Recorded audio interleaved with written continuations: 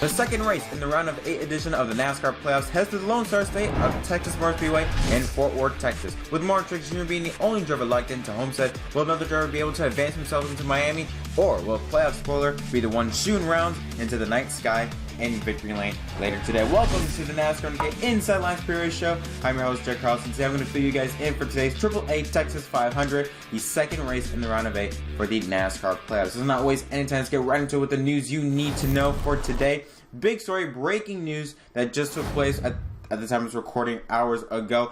Kurt Busch, there were speculations that he could retire, I shouldn't say retire from racing, but retire from NASCAR at the end of the season, maybe do some IndyCar races or sports car races.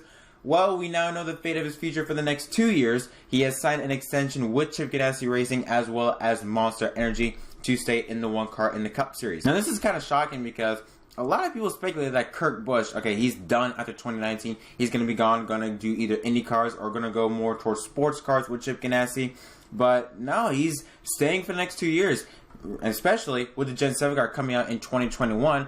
A lot of drivers apparently are really liking how the Gen 7 car looks and races. So should be interesting to see if other veterans, like for example, Kevin Harvick, I think he signed through. Clint Bowyer has signed an extension, even though Clint Bowyer hasn't talked about retirement. He's still up there in age. Ryan Newman, I feel like he's either has signed an extension as well with Roush Fenway. So a lot of veterans want to stay in for the long haul, specifically with the Gen 7 car coming up in 2021. Now on to another story that took place earlier during Texas race weekend. Go Fast Racing and Stewart Haas Racing has announced an alliance between the two for the 2020 season. Now this is going to be very interesting because this is going to bring up either two scenarios: Cole Custer and Daniel Suarez. Now what I believe is going to happen is that Cole Custer is going to go to the 41 car and Suarez might go to the 32 car. That's how I see it happening. It's just, usually when you see an alliance like this, there's some sort of relationship between the two. Like for example, with Richard Childress and Germain Racing, there's a technical alliance between them. One of the drivers, Ty Dillon, grandfather of Richard Childress. So there's a bit of a connection there between the two. Now personally, I would like to see Corey LaJoie stay in the car in 2020, but again, with Suarez and Custer, you never know really how things can shake up. But we're going to talk to Suarez a bit later on in the show, so I don't want to say everything out right now. But yeah, this is going to be very, very interesting to see with Go Fast how much they're going to improve now. Remember, Joe Gibbs and Levon Family Racing, they're also having a technical alliance in 2020. There's a connection there. Christopher Bell replacing Matt Benedetto in the 95 car. Christopher Bell raced in Joe Gibbs in the Xfinity series. So that's why I wouldn't be shocked if we see a former Stewart Haas driver or, you know, a Stewart Haas driver in that organization move over to the 32 car. But that's our speculation. This is going to help Go Fast Racing tremendously. I don't think to the point where you're going to see them in the top 5 or so, but maybe, you know, top 12, top 15 now next year in 2020. Our third story revolves around Chevrolet. Now, for 2 years, actually I should say, yes, since 2018, they have unveiled the Camaro ZL1 as a car racing in the Cup Series. Well, for next year, Chevrolet is announcing a new car, the Chevrolet Camaro ZL1 1LE. I don't understand the 1LE part, but whatever. It will debut in the Cup Series in 2020. Now, this is pretty weird because next year they're having a brand new car, like a brand new making of a car. So I don't understand why Chevy decided, hey, let's just spend time on, you know, configuring a car that's going to be there for only 1 year, when next year we're going to have to build a whole new car, completely different of how you build a Gen 6 car. According to Bob Parkers, I believe that this was approved in the summer. So this was way before then. So, yeah, I'm very interested to see what it looks like, the comparison between the ZL1 and the 1LE. I think it's simply put that the front of the car is not as sharp as it was before. It's now a bit it's a bit round, but you know, similar to the Camry, you know, where it's still sharp, but not like the Camaro where it was like it comes at a point. I think now it's like a bit of a curve point, if that makes sense. But yeah, it should be interesting because Chevrolet really they have been looking for speed since 2017. I mean, ever since Toyota came out with the new Camry, Chevrolet has just been dropping. The only time you can really see them excel is either on road courses or on super speedways. That's the only time you can ever see them shine. But they don't really shine that well on the Mountain Haas. They have gotten better, I will say that they have gotten better. That's another reason that makes it so shocking is because Chevrolet, they have started to improve on the amount it has. Kurt Busch winning at Kentucky. They have been improving. We've seen them a lot more running up front. Maybe not winning, but we've seen them up front a lot more. So again, very weird this change to all of a sudden just scrap that and have a 1-year option with this new car. But should be interesting to see how Chevy does next year in 2020. And now back to Stewart Haas and Daniel Suarez. I talked about it earlier on how with this technical alliance with Go Fast, how this could shake things up. Now, Tony Stewart did say in a press conference that they are still working on getting a contract in for Suarez, but nothing has been done as of yet. Again, I feel like personally, Suarez is going to go to Go Fast. I want Cole Custer in the car, but I just can't see Suarez in the 38 car, because as a lot of people have been speculated that he would replace David Reagan, who is retiring at the end of the season. Many people have said that Suarez would go to the 38 and Custer to the 41. But again, with this technical alliance, I said it earlier, there's usually a connection between alliances. German Racing, Richard Childress Racing, Ty Dillon is the grandfather of Richard Childress. With Levon Family Racing and Joe Gibbs, who's driving for LFR, Christopher Bell, who is currently racing for Joe Gibbs in the Xfinity Series and Race for College Motorsports in the Truck Series. So there's a connection. If there's going to be a connection with Go Fast and Stewart Haas, my mind automatically jumps to either it has to be Suarez, because I don't see Suarez in the 41 next year. I think that goes to Custer. So yeah, it's going to be very, very interesting with Stewart Haas and how they are going to play things out, because I think it really all determines on what Custer can do. If Custer is able to win this championship this year, because I think that was like one of the things that the higher ups at Stewart Haas have said, that they want Custer to win the championship before they move on to Cup. If Custer is able to win the championship, Suarez is out. So Suarez, he really has to fight for his job these next 3 races. By this point, it might be too late. I mean, there's really nothing much you can do in 3 races. Unless you win the last 3, which I don't see Suarez doing in the slightest. But whatever Custer does, in my opinion, is going to determine Suarez's future. If Custer wins championship, Suarez is going to the 32. He might go to the 38, but I see him going to the 32. If Custer is not able to win the championship, who knows? You might see Suarez still in the 41, and you might see Custer have do another year in Xfinity. Who knows? Who knows? It's all speculation, but yeah, very interesting in the Stewart Haas camp today, and it'll be very cool. I shouldn't say cool, but it'll be very fun to watch what happens in these next 3 races, not only in Cup for Suarez, but in Xfinity for Custer. And now let's talk about the incident that took place last weekend at Martinsville between Joe Logano and Denny Hamlin. Now let's take a look at the footage right here. When Hamlin gets tackled to the ground, the guy that grabbed behind him, first of all, I should just say right now, you're an absolute, pardon my language, but pussy for doing that. I mean, you go from a guy from behind, and you're not even a real part of it. It's not like the guy attacked you. You went from behind, and you're not even supposed to be in this mess. You're supposed to break it up, not instigate more carnage. But luckily, NASCAR, he has suspended that guy for 1 race, I believe, and a certain amount of money, I don't remember, but he has fined him, and they suspended him for 1 race, so good job for that. That dude's an absolute, he's just, what a wuss. Anyways, we're not going to focus on him. But this incident did bring up a new topic. Should crew members get involved with drivers' conflict whenever drivers fight? And my personal opinion is to an extent. And I like what Chad Cannell said on NASCAR Race. I don't have the clip yet, but he said, whenever there's blood, that's when you stop the fight.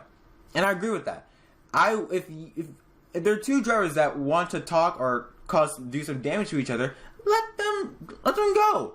And I understand that's difficult because it's if you don't want to see your driver get hurt, it's very difficult for that to happen, or it's very difficult for you to not go after and break up the fight. I know that's tough, but I highly encourage that crew members just don't get involved in it, and until either A, there's blood, or B, someone falls to the ground, that's when you stop it. But until then, let them fight. See what happens, because that's what I want to see. In hockey, if NASCAR wants to become a stick and ball sport, we're going to use stick and ball references. In hockey, they let them fight until one goes to the ground, or for a certain amount of time, until they break it up or until they stop.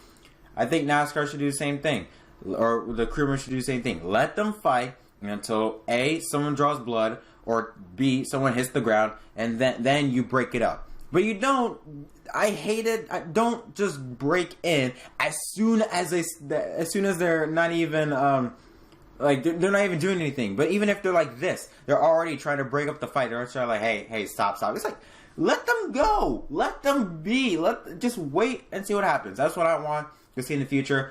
I can't really see that happening though, because again, it is very tough to do that. If you're a crew member and you see your driver get in a fight, your immediate thought is to break up that fight. So, yeah, that's what I would like to see happen. Is it going to happen? Probably not. Now let's take a look at the standings following last weekend at Martinsville in the round of 8. Martin Truex Jr., the only driver advanced onto Homestead. He's the only person that's breathing so lightly in the round of 8. Denny Hamlin, 24 points ahead. Teammate Kyle Busch in third, 17 points ahead.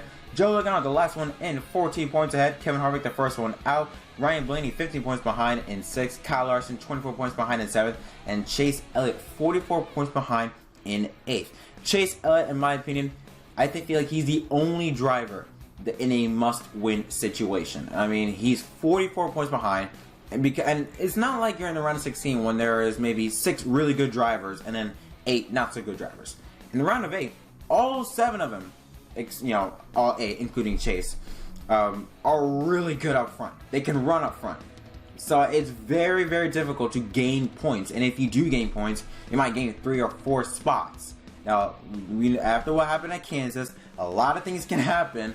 But if we're talking about based from a normal perspective, if nothing goes wrong, it's going to be very, very difficult for Chase to gain some sort of points. That's why I feel like he's the only driver in a must-win situation. Now let's take a look at where the round of 8 drivers are starting in today's starting lineup. Kevin Harvick, who is the first one out, 14 points behind. He wins the pole at Texas Motor Speedway. On the outside of him is the Toyota driver of Eric Jones. Row 2 has Denny Hamlin, the defending winner earlier in the spring. On the outside of him is Kurt Busch. Row 3 has Alex Bowman and Eric Almirola. Row 4 has a couple of Fords in Daniel Suarez and Brad Keselowski. Good effort for Ben Benedetto. He qualifies 10th on the outside row in row 5. Row 6 has another round of 8 drivers, Joe Logano and Kyle Busch. Row 7 has Kyle Larson and Chase Elliott. Row 8 has Ryan Blaney and Daniel Hemrick. Row 9 has Martin Truex Jr., the deepest out of the round of 8 drivers, and William Brown on the outside of him in row 9. Tyler Dillon and Chris Buescher in row 10. Austin Dillon and Bubba Wallace, row 11. Jimmy Johnson and Clint Boyer, row 12. Ryan Newman and David Reagan, row 13. Row 14 has Michael McDowell and Ryan Preece. Row 15, John Hunter Nemechek, who will be replacing Matt Tiff for the remainder of the season due to Matt Tiff recovering from a stroke that he encountered last weekend at Martinsville. On the outside of him is Parker Kligerman. Row 16 has Paul Menard and Landon Castle. Row 17 has Corey LaJoie and JJ Yaley. Row 18 has Ross Chastain and Garrett Smithley. Row 19 has Quinn Houff and Joe Nemechek, who will be returning to the Cup Series, I think, a year maybe? I could be completely wrong, but it's been a long time since we've seen Front Row Joe in the Cup Series. And rounding out the field is Josh Bilicki and Timmy Hale. I'll probably butcher that name, Bilicki. Yeah, I'd probably butcher that name. But anyways, what are my expectations for Texas? Well, I'm not expecting much. Texas, it's just not that good of a racetrack as it once was back then, earlier on. During the chase races, I look at 2014. It was a great race in the fall. 2012 was a really good battle between Jimmy Johnson and Brad Keselowski. There have been good battles at Texas in the fall in the old surface. But I can't see that with the new surface. I just can't see, I don't want to say a good race, but a race that you're not going to expect a lot of chaos. Like what we saw at Kansas, we saw a good amount of action and also a good amount of chase drivers or playoff drivers having trouble. I can't see that with Texas. Texas is a pretty new surface, been there since 2017, the new surface.